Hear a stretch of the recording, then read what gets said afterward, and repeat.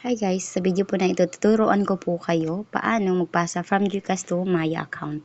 So, punta tayo sa ating GCash account. Ganito po yung mag-a-appear. Pindutin nyo po yung bank transfer. Tapos, ganito po yung magiging appearance. Pindutin nyo po yung view all. Search nyo po ang Maya.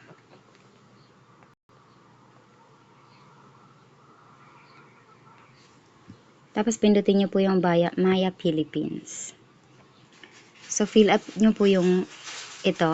For example, naglalagay ako dito ng papadala kong ganyan. Tapos, for example, ganyan. Tapos, name, account name. Yung number po ng pagbibigyan ninyo. Siguraduhin na yung pong tama para ma-correct siya. Tapos, pindutin nyo lang po yung itong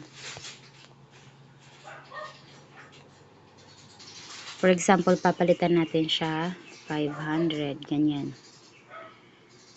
So, pindutin natin yung send money.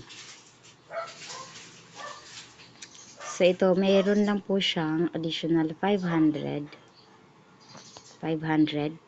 para doon sa ating pagpapadala.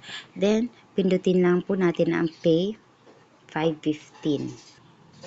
Pag pindot po natin ang pay 515, sigurado na po na masasend na po itong ating pinadala sa PayMaya. So, para ma-check natin, puntahan natin yung ating PayMaya account kung ando na ba. So, andito na po yung aking, kanina po 2.5 lang po yung balance ko. So, nadagdagan na po, additional lang pong 500.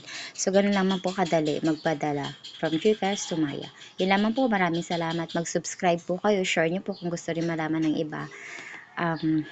Thanks for watching.